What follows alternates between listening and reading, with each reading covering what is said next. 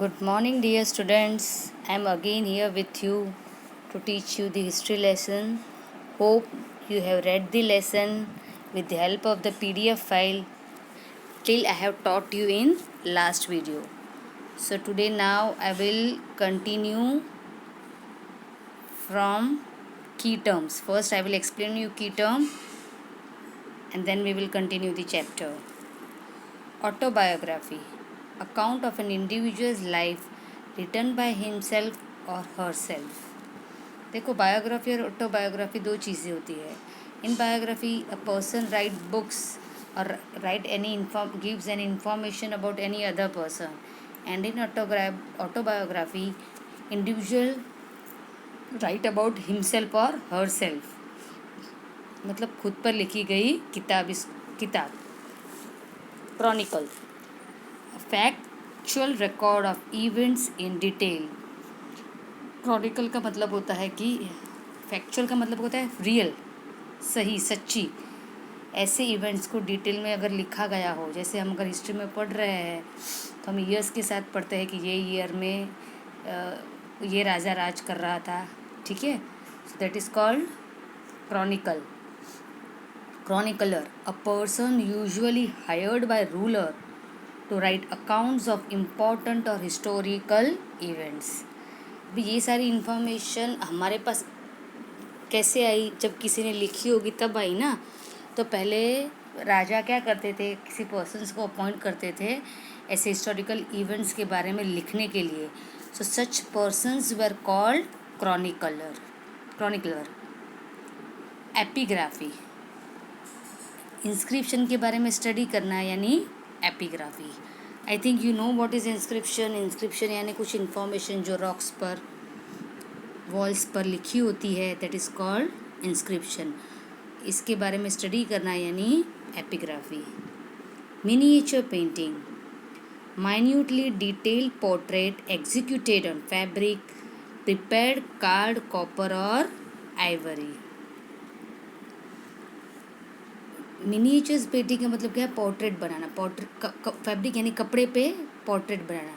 Portrait का मतलब होता है किसी पर्सन का पिक्चर ड्रॉ करना. Generally it include face till shoulder, तो उसको कहते हैं मिनिएचर पेंटिंग. अगर किसी की पोर्ट्रेट कपड़ों पर बनाई गई है विथ कॉपर और ivory colour, it is called miniature painting. Numismatics यानी study of coins. Proclamation, important official announcement by ruler. किसी राजा ने, किसी रूलर ने कोई इम्पॉर्टेंट अनाउंसमेंट की है, ऑफिशियल अनाउंसमेंट की है, that is called proclamation. Now we will again come on page number 3rd.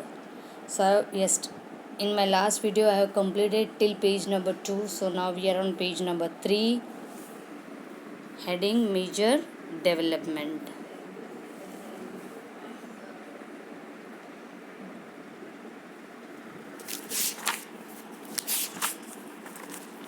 Medieval period of India witnessed a clear demarcation from the ancient period of the Indian history.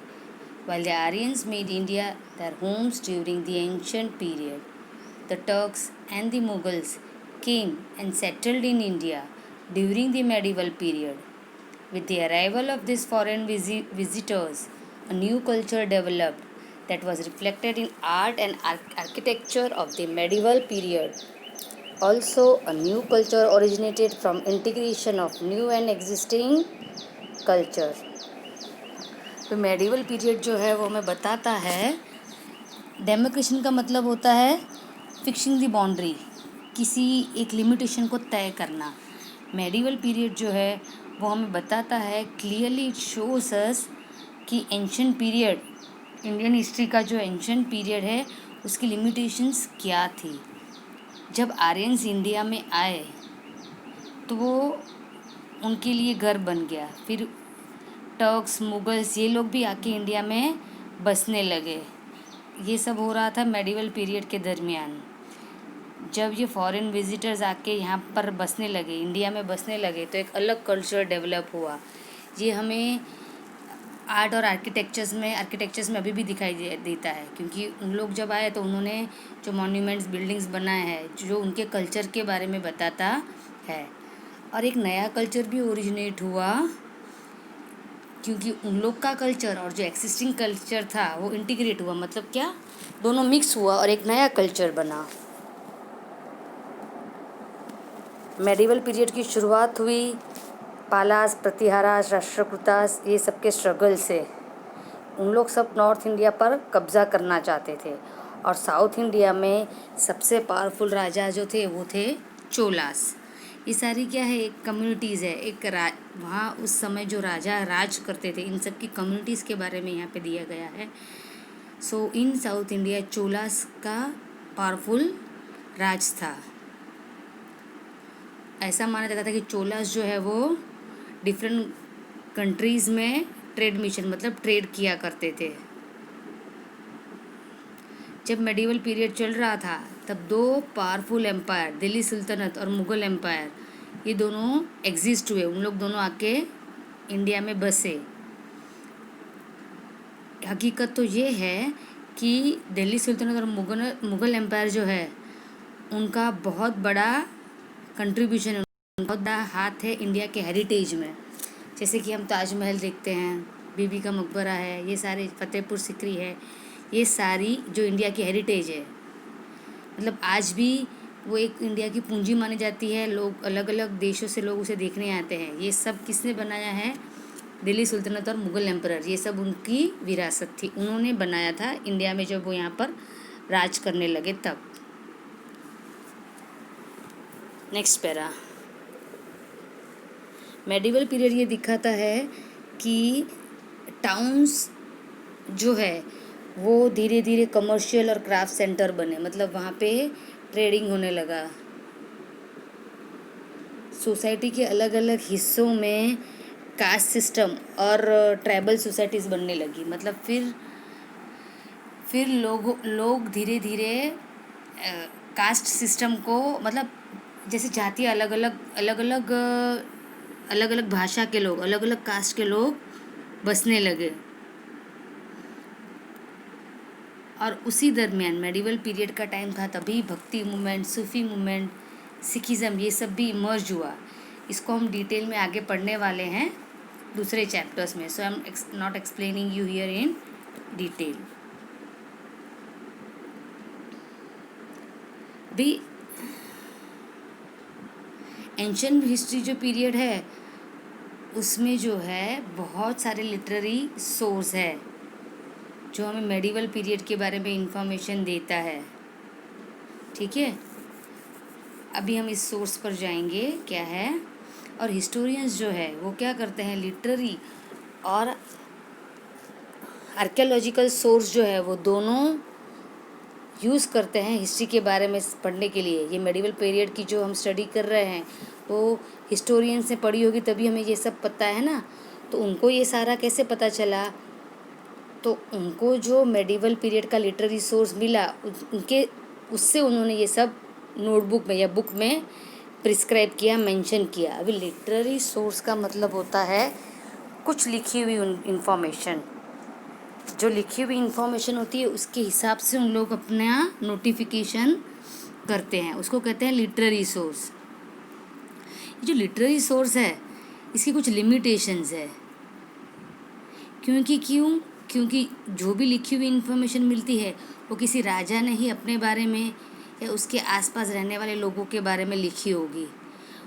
बहुत कम information हमें common people के बारे में मिली थी, क्योंकि literary source में सिर्फ राजाओं ने अपने बारे में, एम्परर्स ने अपने बारे में या अपने दरबार में जो कॉर्टियर्स थे उनके बारे में इंफॉर्मेशन लिखी थी। जब मेडिवल पीरियड था तब लिटरेरी टेक्स्ट जो है वो हाथों से लिखा जाता था, और यही जो हाथों से लिखे हुए टेक्स्ट है वो अभी हमें दिखाई देते हैं। पर कई बार क्या होता है कि जब वो टेक्स्ट तब वो लिखा हुआ टेक्स्ट अगर पुराना हो जाता है तो उसको देख के फिर कहीं और नए बुक में या नए पेज में ये सब लिखा जाता है। लिखते समय क्या होता है, कुछ एडिशन होती है, कुछ डिलीटेशन होती है। इससे क्या होता है, जो सही इन्फॉर्मेशन है वो से चेंज हो जाती है, उसका मीनिंग भी कई बार चेंज होता है। जैसे कि अगर हम लोग वो टेलीफोन गेम खेलते हैं कि एक पर्सन एक वर्ड बोलेगा, फिर वो दूसरे को बोलेगा, फिर दूसरा तीसरे को बोलेगा, तो जब हम देखते हैं कि फर्स्ट पर्सन ने जो बात बोली है वो एग्जैक्ट सेम नहीं होती जो हम लास्ट पर्सन से सुनते हैं। इसका मतलब है जब कोई इन्फॉर्मेशन रीराइट होती है तब उसका ओरिजिनल फॉर्म थोड़ा सा चेंज हो जाता है। ठीक है, तो ये इसका ड्रॉबैक तो है ही लिटरेरी सोर्स का, फिर भी ये बहुत ही ज़रूरी है क्योंकि उसने हमें मेडिवल पीरियड के बारे में बहुत सारी इन्फॉर्मेशन दी है। क्योंकि एंशिएंट पीरियड की इन्फॉर्मेशन हमारे पास ज़्यादा नहीं थी, क्योंकि कोई लिटरेरी सोर्स हमारे पास नहीं था, कोई लिखी हुई चीज़ें हमारे पास नहीं थी। Now we are going to learn in detail about literary source.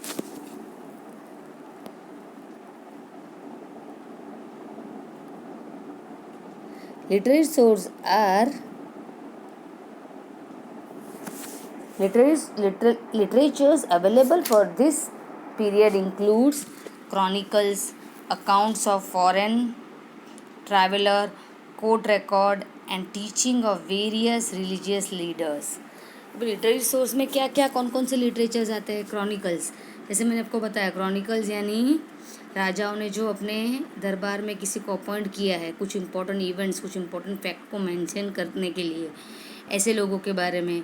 फिर अकाउंट्स ऑफ फॉरेन ट्रैवलर, कोई फॉरेन से आया है उसकी इन्फॉर्मेशन, मतलब जो कोई फॉरेन से आया है उसने बुक लिखी है तो उससे इन्फॉर्मेशन मिलती है।